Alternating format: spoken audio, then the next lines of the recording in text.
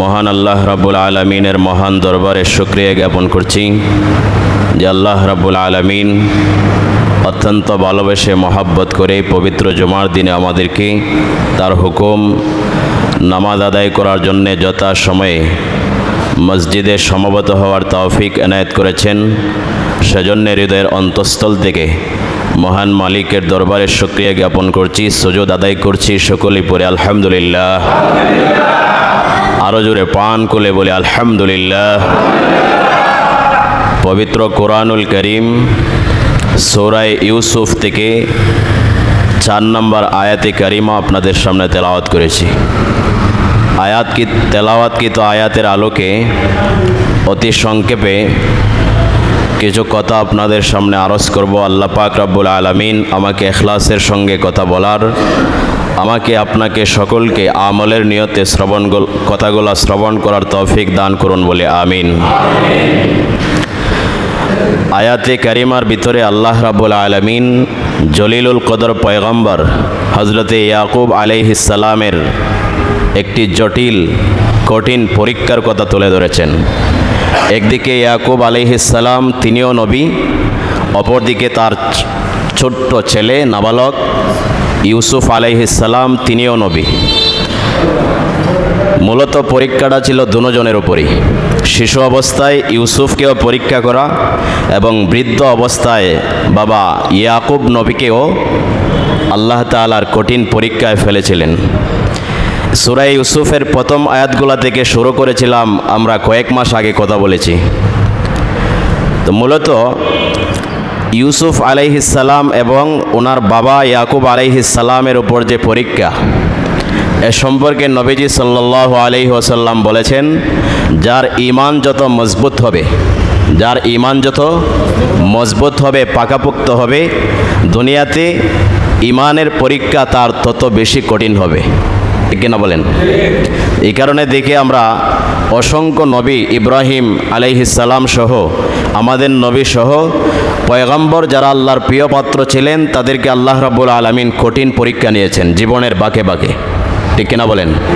আজও যদি আমার ঈমান আপনার ঈমান পরিপূর্ণ হয়, আমাদের পরীক্ষা টেনশন পেরেশানি আমাদের জীবনে বেশি থাকবে, এটাই স্বাভাবিক। তো ইউসুফ আলাইহিস সালাম বা ইয়াকুব আলাইহিস সালাম ওনার পরীক্ষায় ফেলাটার এটার একটা কারণ রয়েছে, মুফাসসিরিনে কেরাম তুলে ধরেছেন। কেন আল্লাহ এত কষ্ট দিলেন ইয়াকুব আলাইহিস সালামকে? মুফাসসিরিনে কেরাম লিখেছেন, ইয়াকুব আলাইহিস সালাম বিবাহ করেছিলেন দুইটা। কয়টা? জোরে বলেন কয়টা? দুইটি বিবাহ করেছিলেন। প্রথম বিবি ইয়াকুব আলাইহিস সালামের প্রথম বিবির গর্ভ থেকে সন্তান আসে দুনিয়াতে 10টি ছেলে। কয়টি? 10টি ছেলে।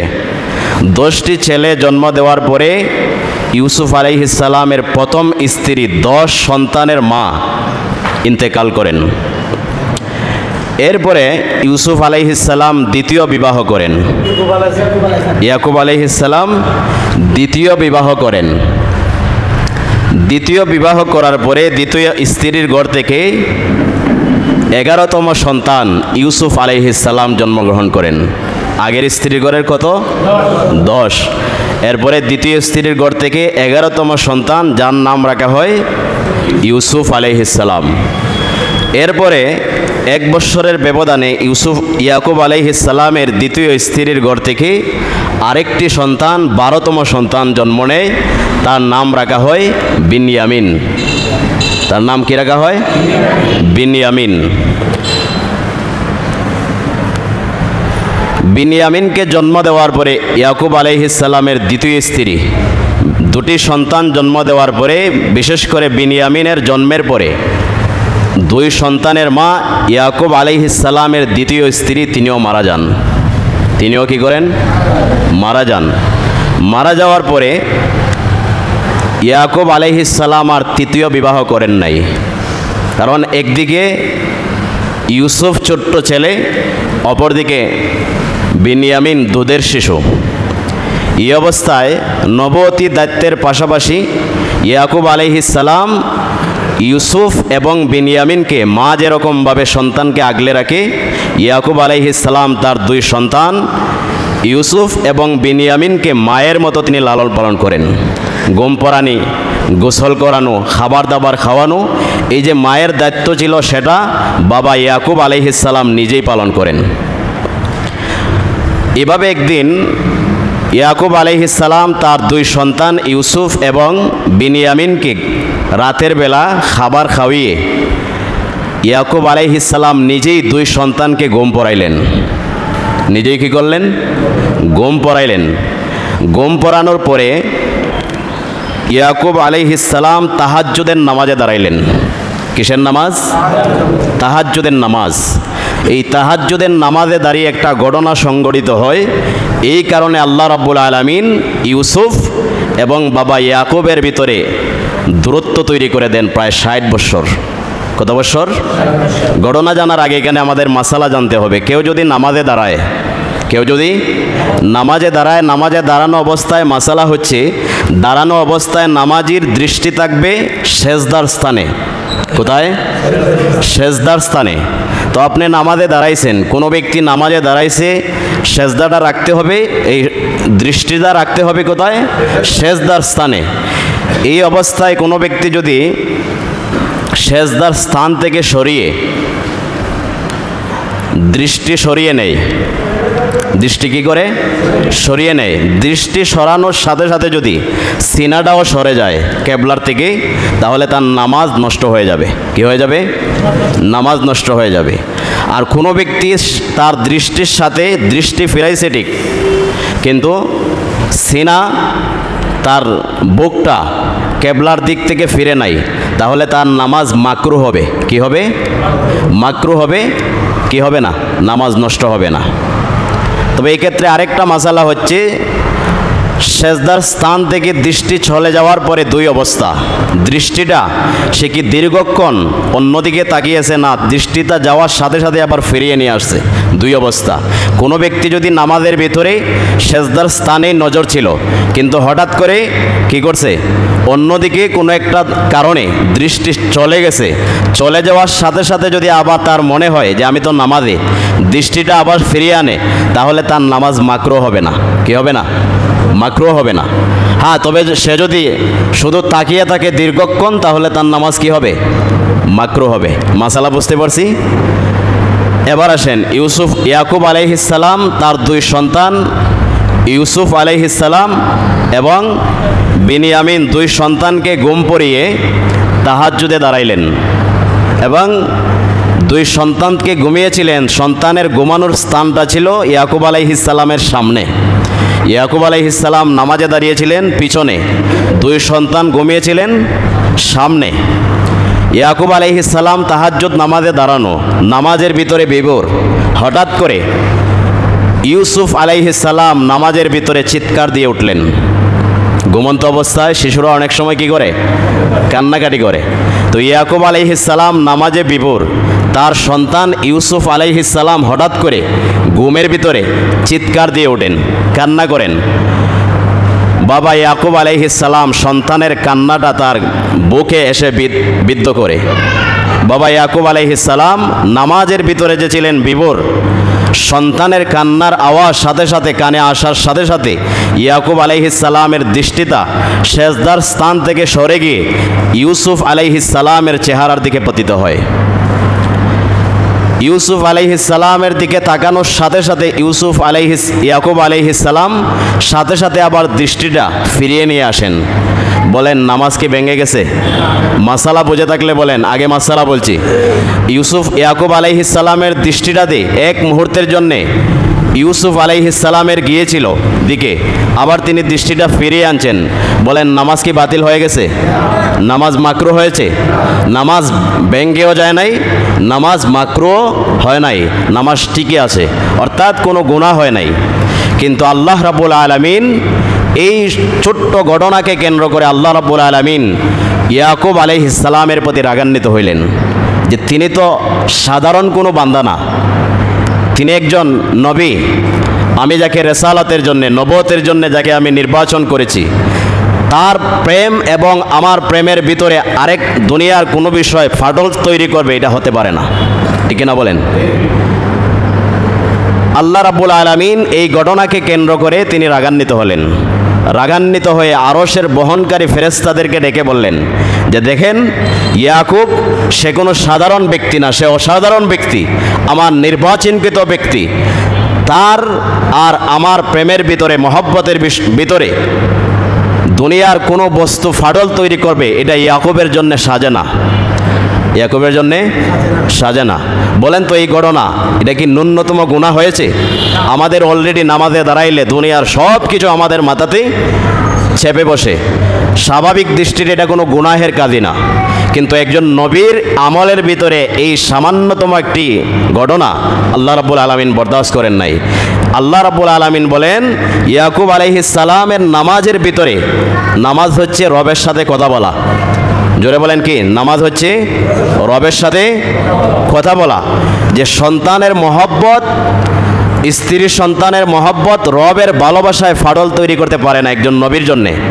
আল্লাহ ফেরেশতাদেরকে ডেকে বললেন, যেই সন্তানের জন্যে ইয়াকুব আলাইহিস সালাম তার রবের ইবাদতে বিঘ্ন তৈরি হয়েছে, তোমরা সাক্ষী থাকো, আমি এই সন্তানকে বাবা ইয়াকুবের দৃষ্টির আড়াল করে রাখবো যুগের পর যুগ, যুগের পর যুগ। এই ঘটনাকে কেন্দ্র করে আল্লাহ রাব্বুল আলামিন ইউসুফ আলাইহিস সালামকে দূরে সরিয়ে দিলেন। ভাইদের ভিতরে, 10 ভাইয়ের ভিতরে হিংসা ঢুকিয়ে দিলেন। এখানে একটা বিষয় দেখেন, অনেকে এই যে নবী এবং আল্লাহর যে সম্পর্ক, এই বিষয়টা তারা বুঝতে পারে নাই। অনেকে তারা কিতাবে লিখেছে যে অনেক নবীগণ গুনাহ করেছেন, এই গুনাহের কারণে আল্লাহ রাব্বুল আলামিন শাস্তিও দিয়েছেন। যেমন ইয়াকুব আলাইহিস সালাম গুনাহ করেছেন নামাজের ভিতরে, এই কারণে ইউসুফকে দূরে সরিয়ে দিয়ে আল্লাহ শাস্তি দিয়েছেন। নাউজুবিল্লাহ। এটা আসলে গুনাহ না। তাহলে সন্তানকে যে দূরে সরিয়ে দিলেন, এটা কি? এখানে মুফাসসিরিনে কেরাম বলেছেন, এটা আসলে শাস্তি না, এটি হচ্ছে অভিমান। এটি হচ্ছে অভিমান। আল্লাহ ইউসুফ আলাইহিস সালাম, ইয়াকুব আলাইহিস সালামকে শাস্তি দেন নাই, ইয়াকুব আলাইহিস সালামের প্রতি আল্লাহ রাব্বুল আলামিন কঠিন অভিমান করেছেন। কি করেছেন? অভিমান করেছেন। এছাড়া আমাদের আহলে সুন্নাত ওয়াল জামাতের আকীদা হচ্ছে, আদম আলাইহিস সালাম থেকে নিয়ে আমাদের নবী হযরত মুহাম্মদ সাল্লাল্লাহু আলাইহি পর্যন্ত সমস্ত নবীগণ, আম্বিয়া আলাইহিস সালাম নিষ্পাপ, বেগুনাহ, মাসুম। তাদের ন্যূনতম গুনাহ দুনিয়ার জিন্দেগিতে সংগঠিত হয় নাই। ঠিক না বলেন? তো কোনো ব্যক্তি যদি বলে এই সমস্ত ঘটনাকে কেন্দ্র করে যে নবীগণ গুনাহ করেছেন, আল্লাহ ক্ষেত্রবিশেষ শাস্তি দিয়েছেন, তারা কি সঠিক কথা বলছে না ভ্রান্তির কথা বলছে? এটা শাস্তি নয়, এটা আল্লাহ অভিমান করেছেন। যার প্রতি যার ভালোবাসা বেশি, তার প্রতি অভিমানটাও বড় হয়। ঠিক না বলেন? এটা শাস্তি নয়, এটি আল্লাহ অভিমান করেছেন বান্দা ইয়াকুবের প্রতি।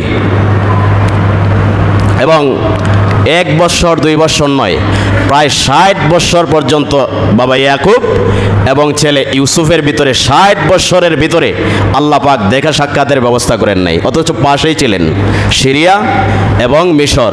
খুব বেশি দূরে না। এবং আল্লাহ রাব্বুল আলামিন ইউসুফ আলাইহিস সালাম জানতেন যে তার বাবা ইয়াকুব সিরিয়াতে বেঁচে আছেন। ওনার মন চাচ্ছিল, তিনি যখন প্রথমে মিশরের খাদ্যমন্ত্রী, এরপরে মিশরের প্রেসিডেন্ট হইলেন ইউসুফ, তখন তার মনে বারবার চাচ্ছিল সিরিয়াতে গিয়ে বাবার সাথে সাক্ষাৎ করবেন। কিন্তু আল্লাহ রাব্বুল আলামিন ইউসুফ আলাইহিস সালামকে নিষেধাজ্ঞা জারি করে দিচ্ছেন, আমি যতক্ষণ হুকুম না করব তোমার বাবাকে সাক্ষাৎ তো দূরের কথা, এটাও জানতে দেওয়া যাবে না যে তুমি ইউসুফ বেঁচে আছো। তুমি ইউসুফ যে বেঁচে আছো এটাও বলা যাবে না। এইভাবে ইউসুফ আলাইহিস সালাম হারিয়েছিলেন, কুয়াতে নিক্ষেপ করা হয়েছিল 7 বছর বয়সে। বাবার সাথে মোলাকাত হয় 66 বছর বয়সে। কত বছর বয়সে? 66 বছর বয়সে। মোট 60 বছর। এই 60 বছর আল্লাহ রাব্বুল আলামিন আদরের সন্তান ইউসুফ আলাইহিস সালামকে বাবার দৃষ্টির আড়াল করে রেখেছেন। বাবা ইয়াকুবের অপরাধের কারণে, গুনাহের কারণে না অভিমানের কারণে? অভিমানের কারণে। ইউসুফ আলাইহিস সালামকে সেখান থেকে কুয়া থেকে উঠিয়ে নেওয়া হয়। কাফেলা, বণিক বাহিনী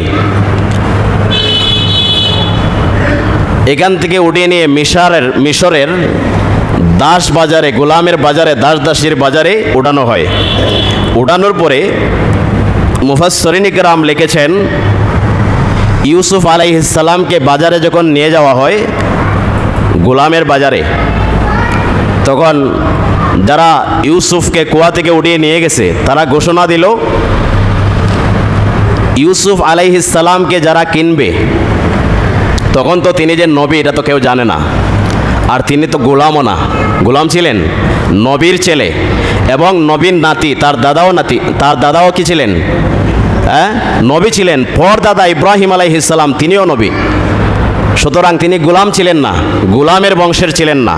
কিন্তু বণিক দলেরা ইউসুফ আলাইহিস সালামকে গোলাম বলে মিশরের দাস বাজারে উঠায় এবং ইউসুফ আলাইহিস সালামের চেহারা, তার বুদ্ধিমত্তা দেখে তারা ঘোষণা দেয়, এই গোলামটা যারা কিনতে চাইবে, এই গোলামকে এক পাল্লায় উঠানো হবে, অপরদিকে স্বর্ণমুদ্রা রাখতে হবে, সমান সমান হলেই এই গোলামটা বিক্রি করা হবে। অথচ সেই সমাজে সবচেয়ে ভালো গোলামের দাম ছিল সর্বোচ্চ 1 দিনার, একটা স্বর্ণমুদ্রা মানে 1 তোলা স্বর্ণমুদ্রা। কিন্তু ইউসুফ আলাইহিস সালামের চেহারা দেখে এই ব্যবসায়ীরা ঘোষণা দেয়, ইউসুফকে যারা কিনবে তারা ইউসুফকে এক পাল্লায় রাখা হবে, অপর পাল্লায় স্বর্ণমুদ্রা দিয়ে তারপরে ইউসুফকে নিতে হবে। সুবহানাল্লাহ। এই ঘটনা যখন জানাজানি হয়, দেখবেন কুরবানির বাজারে যখন 32 লাখ 50 লাখ টাকার গরু উড়ানো হয়, যারা কিনবে না তারাও যায় দেখার জন্যে, ঠিক কিনা বলেন? এভাবে ইউসুফ আলাইহিস সালামকে যখন এভাবে ঘোষণা দেওয়া হলো, গোটা মিশরের জনসাধারণ যারা গোলাম কেনার ইচ্ছা নাই তারাও গেছে যে যেই গোলামটা কেনার জন্য স্বর্ণমুদ্রা দিতে হবে, পাশাপাশি এই গোলামটা না জানে কি একটা বার দেখে আসি। সবাই বীর জমাইল, গোটা মিশর এটা ছড়িয়ে যায়। শেষ পর্যন্ত 1 কান 2 কান করে মিশরের বাদশা আজিজে মিশরের কানে চলে যায়। আজিজে মিশর তার কানে যখন চলে যায়, সেও বাজারে রওনা দিছে যে এটা কেমন গোলাম, তাকে একটাবার দেখা দরকার। তাকে কি করা দরকার? দেখা দরকার। আজিজে মিশর বাজারে যাওয়ার পরে ইউসুফ আলাইহিস সালামের নুরানি চেহারা দেখে, নবীর চেহারা, আরেকটু আল্লাহর রাসূল বলেছেন দুনিয়ার সমস্ত সৌন্দর্যের অর্ধেক আল্লাহ পাক একাই দিয়েছিলেন ইউসুফ আলাইহিস সালামের শরীরের ভিতরে। আজিজে মিশর বাজারে যাওয়ার পরে কৌতূহলবশত গেলেন যেটা কেমন গোলাম। যাওয়ার পরে বাজারে একবার ইউসুফ আলাইহিস সালামকে দেখার পরে আজিজে মিশর, মিশরের বাদশা, সে বলছে পাশাপাশি স্বর্ণমুদ্রা দিয়ে এটা তো এই গোলামের জন্য মূল্য কম হচ্ছে, তার মূল্য আরও বেশি হওয়া দরকার। এরপরে সে 2 ডাবল 3 ডাবল স্বর্ণমুদ্রা দিয়ে ইউসুফ আলাইহিস সালামকে কিনে প্রাসাদে নিয়ে যায়। প্রাসাদে নিয়ে যাওয়ার পরে তার স্ত্রী জুলাইখাকে ডেকে বলে, আকরিমি মাসওয়াহ আসা আইয়ানফানা আও নাত্তাখিদাহু ওয়ালাদা। স্ত্রী জুলাইখাকে ডেকে বলে, হে স্ত্রী, দেখো আমি কি সন্তান গোলাম নিয়ে এসেছি, তবে খবরদার তাকে গোলাম দাস দাসীদের পাশে রাখলে হবে না, তার জন্যে রাজপ্রাসাদের ভিতরে উত্তম তাহা খাওয়ার ব্যবস্থা করে দাও। সুবহানাল্লাহ। এরপরে সে বলল, আসা আইয়ানফানা, হয়তো এই সন্তান আমাদের কোনো উপকারে আসবে, এই সন্তান কি হবে? উপকারে আসবে। আও নাত্তাখিদাহু ওয়ালাদা, অথবা আমরা তাকে সন্তান হিসাবে গ্রহণ করব। জুলাইখার কোনো সন্তান ছিল না, কি ছিল না? কোনো সন্তান ছিল না। আজিজে মিশর তারও কোনো সন্তান ছিল না। এই কারণে সে বলছে এই সন্তানকে গোলামদের পাশে থাকতে দিও না, রাজমহলের ভিতরে তার জন্য উত্তম থাকা খাওয়ার ব্যবস্থা করো, সে আমাদের উপকারে আসবে ভবিষ্যতে, কারণ সে জ্ঞানী, অথবা আমরা তাকে আমাদের সন্তান হিসাবে স্বীকৃতি দেব। সুবহানাল্লাহ। আল্লাহ রাব্বুল আলামিন বলেন, ওয়াকাযালিকা মাক্কান্না লিইউসুফা ফিল আরদ, এভাবেই আমি ইউসুফ আলাইহিস সালামকে জমিনে প্রতিষ্ঠিত করে দিলাম। কি করে দিলাম? প্রতিষ্ঠিত করে দিলাম। ওয়ালিনুআল্লিমাহু মিন তা'উইলিল আহাদিস, স্বপ্নের ব্যাখ্যা দেওয়ার মতো সূক্ষ্ম জ্ঞান, এই জ্ঞান আমি ইউসুফকে দান করলাম। ওয়াল্লাহু গালিবুন আলা আমরিহ, আল্লাহ রাব্বুল আলামিন তার যে ইচ্ছা সেটা বাস্তবায়ন করার ক্ষেত্রে তিনি সবার উপর বিজয়ী, তিনি যা চান তাই করেন। গোটা পৃথিবীর কেউ তার ইচ্ছাকে বারণ করতে পারে না, ঠিক কিনা বলেন? দেখেন এখানে ইউসুফ আলাইহিস সালামকে এক পর্যায়ে তার ভাইয়েরা হিংসা করে কুয়ায় নিক্ষেপ করে, এরপরে কুয়া থেকে স্বাধীন মানুষটাকে, নবীর আওলাদ, দাদা বাবা নবী, দাদা নবী, পরদাদা নবী, এরকম বংশশালী নবতী কাফেলার একটি সদস্যকে কুয়াতে নিক্ষেপ করে শেষ পর্যন্ত তাকে গোলাম হিসাবে হাতে হাত করা পরিয়ে মিশরের গোলামের বাজারে গোলাম হিসাবে তাকে বিক্রি করা হয়। এবং যারা হিংসা করেছিল ভাইয়েরা, তারা ভেবেছিল ইউসুফ শেষ হয়ে গেছে, ইউসুফ শেষ হয়ে গেছে। কিন্তু আল্লাহর ইচ্ছা, আমরাও যদি বাহ্যিক দৃষ্টিতে দেখি যে ইউসুফ তো শেষ, বা সেই সমাজের যারা হিংসুক ছিল তারা ভেবেছিল ইউসুফ শেষ, ইউসুফের দোয়া, ইউসুফের কোনো কিচ্ছুই কাজে আসবে না, ইউসুফ তো শেষ। তারা ষড়যন্ত্রকারীরা একটা প্ল্যান নিয়েছে, আর সে আযীম থেকে আরশের মালিক আরেকটা প্ল্যান বাস্তবায়ন করেছেন, যেটা ষড়যন্ত্রকারীরা জানে না। ঠিক না বলেন? কুয়া থেকে আল্লাহ রাব্বুল আলামিন ইউসুফকে উঠাইলেন, উঠানোর পরে তাকে গোলাম বানাইলেন সাময়িক সময়ের জন্যে। এরপরে আল্লাহ রাব্বুল আলামিন তাকে মিশরের রাজপ্রাসাদে পৌঁছে দিলেন। এটাই আল্লাহ পাক রাব্বুল আলামিন বোঝাচ্ছেন, ভাইয়েরা ষড়যন্ত্র করেছিল ইউসুফের ব্যাপারে, তারা একটা প্ল্যান নিয়েছিল এবং তারা ভেবেছিল ইউসুফ শেষ, আমরা শতভাগ সফল। ঠিক না বলেন? আমরা শতভাগ সফল। কিন্তু আরশে আযীম থেকে আল্লাহ আরেকটা পরিকল্পনা করেছেন। আল্লাহ বলেন, আমার পরিকল্পনায় বাস্তবায়ন হবে, পৃথিবীর তাবৎ শক্তি আমার পরিকল্পনাকে ন্যস্ত করতে পারবে না। ঠিক না বলেন? মূসা আলাইহিস সালাম যখন জন্ম নেবেন, মায়ের পেটে আসছেন, এই মুহূর্তে ফেরাউনের পরিষদ, বুদ্ধিজীবী এবং দার্শনিক যারা ছিল, জাদুকর, তারা স্বপ্ন দেখেছে যে বনী ইসরায়েলের ভিতরে একটি সন্তান আসতেছে, এই সন্তান তুমি ফেরাউনের মসনদকে তছনছ করে দিবে। সে অহংকারে ক্ষমতার দাপটে ঘোষণা দিল, আমি এই সন্তানকে পৃথিবীর মুখ দেখতে দিব না, পৃথিবীতে আসতে দিব না। সে একে একে প্ল্যান করে 40,000 বনী ইসরায়েলের নিষ্পাপ, মানে বর্তমানে নেতানিয়াহুর বাবা ফেরাউন, 40,000 নিষ্পাপ শিশুকে সে হত্যা করছে। বলেন, মূসার আগমনকে ঠেকাইতে পারছে? জোরে বলেন, মূসার আগমনকে কি ঠেকাইতে পারছে? পারে নাই। এমনকি আল্লাহ রাব্বুল আলামিন যেই মূসাকে ঠেকানোর জন্য 40,000 নিষ্পাপ শিশুকে ফেরাউন হত্যা করেছে, এই সন্তানকে দূরে কোথাও নয়, ফেরাউনের মহলে বড় করেছেন। ঠিক না বলেন? এটি আল্লাহ পাক রব্বুল আলামিন বলেছেন, ওয়াল্লাহু গালিবুন আলা আমরিহি, আল্লাহ তার কার্য, তার পরিকল্পনা বাস্তবায়নে তিনি সফল, কেউ তার পরিকল্পনাকে হটাতে পারবে না। ঠিক না বলেন? আল্লাহ বলেন, ওয়ালাকিন্না আকসারান নাসি লা ইয়ালামুন, কিন্তু পৃথিবীর মানুষ তো এটা বোঝে না, পৃথিবীর মানুষ এটি বোঝে না, জালেমরা এটি বোঝে না। ঠিক কিনা বলেন? আজও আমরা অনেক কিছু দেখি, আমরা হতাশ হই। বর্তমানে গাজাতে যেটা হচ্ছে, পৃথিবীর মানুষ হতাশ, কিন্তু অবশ্যই এর পেছনে মহা পরিকল্পনাকারী হাকিম, তার অবশ্যই কোনো পরিকল্পনা রয়েছে। ঠিক কিনা বলেন? পৃথিবী এই পরিকল্পনার দিকে এগিয়ে যাচ্ছে। ঠিক কিনা বলেন? আমরা অনেকে মনে করি যদি হামাস যদি না থাকে তাহলে কি হবে? হয়তো গাজার এই অবস্থা হবে না, বলে কি বলে না? মূলত বিষয় হচ্ছে ইসরায়েলের প্রতিষ্ঠাতা হারজেল, তারা ইসরায়েল রাষ্ট্র প্রতিষ্ঠার আগে থেকে প্ল্যান নিয়ে রেখেছে কি করবে মধ্যপ্রাচ্যে। সেই সময়টাতে তারা 100 বছর আগে যখন প্ল্যান নেয় এবং এই প্ল্যান বাস্তবায়নের দিকে এগিয়ে চলে, তখন গোটা বিশ্বের মুসলমান ঘুমন্ত ছিল। কি ছিল? ঘুমন্ত ছিল। এখন তারা এতটা এগিয়ে গেছে, আমরা ইচ্ছা করলে কিছু করতে পারবো না। ঠিক কিনা বলেন? হারজেল ইহুদিদের ধর্মগ্রন্থ একটি হচ্ছে তাওরাত, বিকৃত ধর্মগ্রন্থ, আরেকটি হচ্ছে তালমুদ, আরেকটা ধর্মগ্রন্থ হচ্ছে তালমুদ। এই কিতাবের ভিতরে রয়েছে, তারা লিখেছে যে ইহুদিরা যদি 3টি কাজ করতে পারে, কয়টি কাজ? 3টি কাজ যদি ইহুদিরা সম্পাদন করতে পারে, তাহলে তাদের জন্যে মসিহে মাউউদ, মানে প্রতিশ্রুত মহামানব তাদের কাছে আসবে, ইহুদিদেরকে নিয়ে গোটা পৃথিবী শাসন করবে ইহুদিরা। 3টি কাজ করতে হবে। এর মধ্যে 1 নম্বর হচ্ছে ইহুদিদের জন্য একটা রাষ্ট্র লাগবে। কি লাগবে? 1924-এর আগে পৃথিবীর কোথাও ইহুদি রাষ্ট্র ছিল না। মদিনা থেকে বিতাড়িত হয়েছে হযরত ওমর ইবনুল খাত্তাব, তাদেরকে তাড়িয়ে দিয়েছেন কুবুদ্দির কারণে, কোটচালের কারণে। হিটলার কি করেছে এটা আমরা সবাই জানি, 60 লক্ষ ইহুদিকে হত্যা করেছে। এরপরে কয়েকটা রেখে বলেছে আমি চাইলে সব ধ্বংস করে দিতে পারতাম, কিন্তু আমি কয়েকটা রেখে গেলাম যাতে পৃথিবীর মানুষ এটা বুঝতে পারে যে ইহুদি কি জাত। ঠিক কিনা বলেন? ইহুদিদেরকে যুগে যুগে পৃথিবীর বিভিন্ন প্রান্তে তাদেরকে শাস্তি করা হচ্ছে, গোলামের মতো তাদেরকে পরিচালনা করা হচ্ছে। এই কারণে 1924-এর আগ পর্যন্ত তাদের কোনো ইহুদি রাষ্ট্র ছিল না।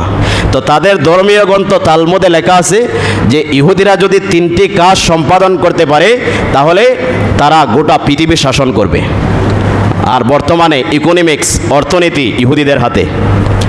গোটা পৃথিবীর অর্থনীতি কাদের হাতে? ইহুদিদের হাতে। পরোক্ষভাবে তারাই বিশ্ব পরিচালনা করতেছে, অথচ সংখ্যা গোটা পৃথিবীর সকল জাতির নিচে। তো তাদের ধর্মীয় গ্রন্থ কিতাবে লেখা হচ্ছে 3টি কাজ করতে হবে। 1 নম্বরে তাদেরকে একটি রাষ্ট্র লাগবে, ইহুদি রাষ্ট্র। বর্তমানে এটা হয়ে গেছে, বর্তমান ইসরায়েল, তেল আবিব যার রাজধানী। ঠিক কিনা বলেন? দ্বিতীয় শর্ত হচ্ছে এই রাষ্ট্রের ভিতরে গোটা পৃথিবীর সমস্ত ইহুদিকে এই রাষ্ট্রের ভিতরে নিরাপত্তা দিতে হবে। এটাও অলরেডি নিরাপত্তা তাদের আছে। তৃতীয় শর্ত হচ্ছে জেরুজালেম শহরে সুলাইমানের টেম্পল কি করতে হবে? প্রতিষ্ঠা করতে হবে। টেম্পল মানে হচ্ছে এই টেম্পলটা বানাইতে হলে এর উপরে একটা চেরাক দিতে হবে। চেরাকটা বানাইতে হবে 48 কেজি স্বর্ণ মুদ্রা দিয়ে। কয় কেজি? অলরেডি এই চেরাক তারা বানিয়ে রাখছে। এবং তাদের বর্তমান পরিকল্পনা হচ্ছে গোটা, আমরা অনেকে মনে করি যদি হামাস না থাকে গাজা দখল করার পরে হয়তো এই যুদ্ধ থেমে যাবে না, এটা ভুল। এদের ধর্মীয় গ্রন্থে লেখা, তাদের এই বর্তমানে যে ক্যাবিনেট আছে তাদের সিদ্ধান্ত এটি যে গোটা হোলি ল্যান্ডটাকে দখল করতে হবে। হোলি ল্যান্ড বলতে ইরাকের ফোরাত নদী থেকে নিয়ে মিশরের সিনাই উপত্যকা সহ গোটা সিরিয়া, বর্তমান লেবানন, এরপরে তুরস্কের কিছু অঞ্চল সহ গোটা অঞ্চলকে বলা হয় হোলি ল্যান্ড। আরবিতে বলা হয় আরদুল মুকাদ্দাসা, পুণ্যভূমি, পবিত্র ভূমি। তাদের উদ্দেশ্য হচ্ছে গাজা দখল করা নয়, হামাস এটা একটা ইস্যু। মূল ঘটনা হচ্ছে গোটা হোলি ল্যান্ড দখল করে ইহুদি রাষ্ট্র কায়েম করা। এবং তাদের কিতাবে লেখা হচ্ছে মাসিহা মাউদ, তাদের জন্য এই 3টা শর্ত বাস্তবায়ন করলে একজন মাসিহ আসবে। এই মাসিহ এসে ইহুদিদেরকে নেতৃত্ব দিবে, গোটা পৃথিবী তারা ইহুদিদের মাধ্যমে গোটা পৃথিবী পরিচালিত হবে। তাদের দৃষ্টিতে হচ্ছে মাসি, এই মাসি মানে হচ্ছে দাজ্জাল, এই মাসি মানে দাজ্জাল। এদের 3টা শর্ত কাছাকাছি চলে আসে। প্রথম শর্ত ইহুদি রাষ্ট্র লাগবে, হয়ে গেছে। সমস্ত ইহুদিরা গোটা পৃথিবী থেকে, ইউরোপীয় অঞ্চল থেকে তারা এই ইসরায়েলে এসে জমা হয়েছে। ঠিক কিনা বলেন? তৃতীয় শর্ত হচ্ছিল টেম্পল প্রতিষ্ঠা করা। টেম্পল কেন প্রতিষ্ঠা করতেছে না? বর্তমানে যে বাইতুল মুকাদ্দাস আমাদের প্রথম কেবলা, এটাকে ধ্বংস করে দিয়ে তারা টেম্পল প্রতিষ্ঠা করবে। কেন করতেছে না? তারা মনে করে বর্তমানে ইহুদিরা নাপাক, ইহুদিরা নাপাক। এই টেম্পল প্রতিষ্ঠা করার আগে ইহুদিদেরকে পবিত্র হতে হবে। তো কিভাবে পবিত্র হবে? এর জন্য তাদের ধর্মীয় গ্রন্থ তালমুদে লেখা আছে লাল গরু জবাই করে ইহুদিদেরকে গোসল করে এই টেম্পলকে ধুয়ে এরপরে হয়েছে গোটা পৃথিবীর ইহুদিরা কি হবে? পাক হবে। এরপরে হয়েছে সুলাইমানি টেম্পল মসজিদে আকসার উপরে প্রতিষ্ঠা করা হবে। এরপরেই তাদের মাসিহে মাউদ দাজ্জাল আসবে। লাল গরু, তারা ইসরায়েল প্রতিষ্ঠার পর থেকে লাল গাবি তারা গোটা পৃথিবীতে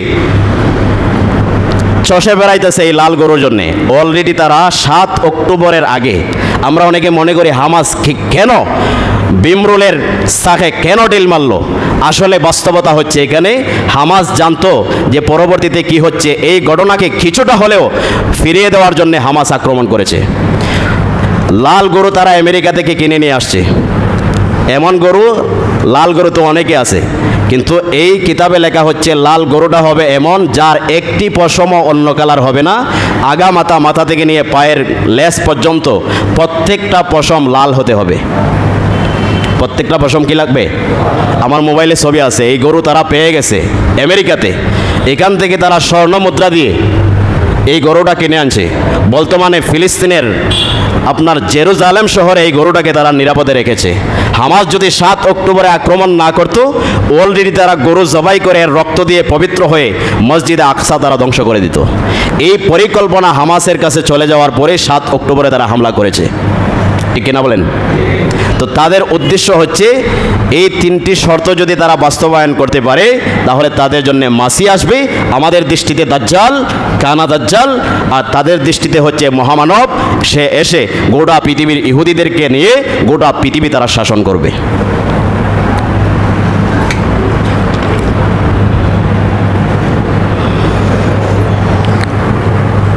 এবং দাজ্জাল যখন আসবে, আসার পরে সে যখন গোটা পৃথিবী চষে বেড়াইবে, তখন নবীজি সাল্লাল্লাহু আলাইহি ওয়াসাল্লাম বলেছেন মুজাহিদিন তারাও বসে থাকবে না। তারাও কি হবে না? বসে থাকবে না। যতই দাজ্জাল শক্তিশালী হোক, ইহুদিরা শক্তিশালী হোক, মুসলিম মুজাহিদিনরা যারা দিন বোঝে, যারা ইমান বোঝে, বর্তমান পরিস্থিতি বোঝে, মুসলমানদেরকে রক্ষা করার জন্য মুজাহিদিন বসে থাকবে না, তারাও প্রতিষ্ঠিত হতে থাকবে, কাফেলা প্রস্তুত হবে। এরপরে নবীজি সাল্লাল্লাহু আলাইহি ওয়াসাল্লাম বলেছেন দাজ্জালের বিরুদ্ধে, ইহুদিদের বিরুদ্ধে মুজাহিদিন যখন এই জিহাদি কাফেলা প্রস্তুত করবেন, এই কাফেলার ভিতরেই ইমাম মাহদি আলাইহিস সালাম অবতরণ করবেন। আল্লাহর রাসূল বলেন ফালা নি'মাল আমিরু আমিরুহা ওয়ালা নি'মাল জাইশু যালিকাল জাইশ। এই কাফেলাতে যেই মুজাহিদিন অংশগ্রহণ করবে তারা কতই না উত্তম মুজাহিদিন, তাদের আমির কতই না উত্তম আমির, এই দলটা কতই না উত্তম দল।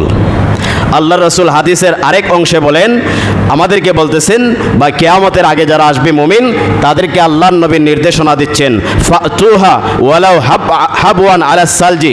তোমরা যদি দাজ্জালের বিরুদ্ধে, ইহুদিদের বিরুদ্ধে, মানবতার শত্রু ইহুদিদের বিরুদ্ধে মুজাহিদিনদেরকে দেখতে পাও যারা ইহুদিদের বিরুদ্ধে, দাজ্জালের বিরুদ্ধে তারা শক্তি অর্জন করতেছে, তোমরা পৃথিবীর যেই প্রান্তেই থাকো না কেন তোমরা বরফের উপর হামাগুড়ি দিয়ে হলো এই মুজাহিদিনদের কাফেলায় তোমরা শরীক হয়ে যাও।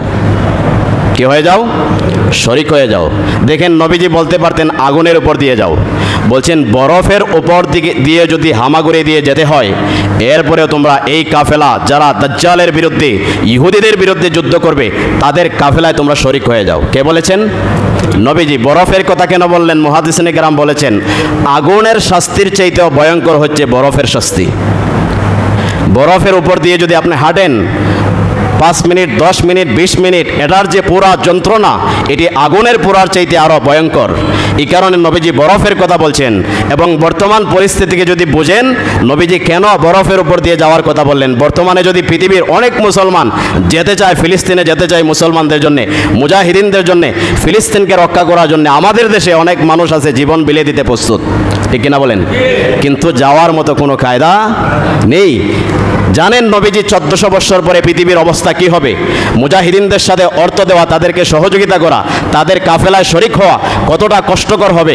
এই কারণে নবীজি বলেছেন বরফের উপর হামাগুড়ি দিয়ে হলো এই মুজাহিদিনদের কাফেলায় শরীক হয়ে যাও। সুবহানাল্লাহ বলেন। বলেন এই যে হাদিস নবীজি বলেছেন, এবং আমরা অনেকেই বর্তমানে আমাদের পরিস্থিতি দেখে, ফিলিস্তিনের অবস্থা দেখে আমরা দোয়া করি এবং আমরা ইমাম মাহদি আলাইহিস সালামের জন্য অপেক্ষা করি। বলেন নবীজিকে এই হাদিস বলেছেন আমরা হাত গুটিয়ে বসে ইমাম মাহদির উপর দায়িত্ব রেখে দিয়ে আমরা হাত গুটিয়ে বসে থাকার জন্যে? না, আমাদেরকে আগে থেকেই প্রস্তুত হতে হবে। ইসরায়েল, এরপরে দাজ্জাল পৃথিবী শাসন করার আগেই দাজ্জালের বাহিনী প্রস্তুত। ইমাম মাহদি আলাইহিস সালাম পৃথিবীতে আসার আগেই মাহদির সৈনিকরা প্রস্তুত। ইমাম মাহদি এই আসার পরে তিনি এসে নতুন কোনো দল গঠন করবেন না। যারা দ্বীনের জন্যে, ইমানের জন্যে আগে থেকেই জীবন দিয়েছে, প্রাণ দিয়েছে, জিহাদ করেছে তাবৎ কাফেরদের বিরুদ্ধে, এই সমস্ত জিহাদের কাফেলা ইমাম মাহদি এসে শরীক হবেন। প্রথমে তিনি সাধারণ সৈনিক থাকবেন নাকি দল গঠন করবেন? কি করবেন? দল গঠন করবেন না, আগের গঠিত দলের ভিতরে তিনি সাধারণ মুজাহিদ হিসাবে যুদ্ধ করবেন কয়েক বছর। এরপরে তিনি প্রকাশ পেয়ে যাবেন যে তিনি হচ্ছেন ইমাম মাহদি আলাইহিস সালাম। মোট কথা হচ্ছে এই হাদিসের আলোকে আমরা অনেকেই শান্তিপ্রিয়। আমরা কি শান্তিপ্রিয়? জিহাদ, যুদ্ধ, মারামারি এগুলো আমরা দেখতে পারি না, ঠিক কিনা বলেন? কিন্তু বাস্তবতাকে আমরা এড়িয়েও যেতে পারি না, ঠিক কিনা বলেন? আপনি যতই শান্তির দোহাই দেন, আপনি যতই শান্তিপ্রিয়ার কথা বলেন, কিন্তু বর্তমান পরিস্থিতি যেভাবে দেখাচ্ছে, আপনি যদি জিও পলিটিক্স, শুধু রাজনীতি দেখেন, মিডিয়াতে বসে দেখেন, আপনি পরিপূর্ণ ফলাফল পাবেন না। প্রত্যেকটা ঘটনার পিছনে আখেরি জমানায় কি হবে নবীজি আমাদেরকে হাদিসের নির্দেশনা দিয়েছেন। জন্য আপনি যদি চান আমি একেবারে শান্তিপ্রিয় থাকবো, আমার স্ত্রী ছেলে মেয়েকে নিয়ে কোনো ঝামেলায় জড়াইব না, আপনি পারবেন না। বাধ্য হয়ে আপনি হয় কাফেরের দলে অথবা মুমিন মুজাহিদিনের দলে আপনাকে শরিক হতেই হবে। আপনি ভারতের অবস্থা দেখেন, 700 বছর মুসলমানরা ভারত শাসন করেছে। আজও যদি ভারতে গিয়ে আপনি ভিজিটে যান, সব দৃশ্যগুলা স্থাপত্যগুলা মুসলমানদের, মুঘল সম্রাটের, বাদশাহ আকবরের, বাদশাহ আলমগীরের, বাদশাহ জাহাঙ্গীর আলমের, এই যে মুসলমানদের ইতিহাস ঐতিহ্য চোখের সামনে ফুটে ওঠে। 700 বছরের রাজত্ব ছিল ভারতে আমাদের। আজকে কি হচ্ছে? একজন মুসলমানকে প্রথমে গলা কাটা হচ্ছে, গত কয়েকদিন আগের ঘটনা। গলা কেটে তার মাথাটা আলাদা করা হচ্ছে, এরপরে এই লাশটার হাড্ডি গড্ডি ভেঙে একেবারে তেনা তেনা করে ফেলছে। এরপরে হিন্দুরা এই লাশটা, মুসলমানের লাশটা মাথায় নিয়ে দৌড়াদৌড়ি করতেছে, একজনে আরেকজনের উপর হোলি খেলতেছে। তো বলেন, আপনি যদি চান যে আপনি একেবারে শান্তিপ্রিয় হতে থাকবেন, সম্ভব না। বাস্তবতা আপনাকেও ঘিরে ফেলবে কয়েকদিনের ভিতরে, সময়ের ব্যবধানে। আপনাকে হয় মুমিনের দলে অথবা কাফেরের দলে, যে কোনো একটি পক্ষ আপনাকে নির্বাচন করতেই হবে। এবং নবীজিও বলেছেন, এই জায়েশ, এই দল যারা এই সমস্ত কাফেরের বিরুদ্ধে যুদ্ধ করবে, তারা কতই না উত্তম দল হবে, তাদের আমির কতই না উত্তম হবে। তোমরা যদি বরফের ওপর দিয়ে কষ্টদায়ক হয় হামাগুড়ি দিয়ে তাদের সাথে শরিক হওয়া, এরপরেও কষ্ট করে তাদের সাথে শরিক হয়ে যাও।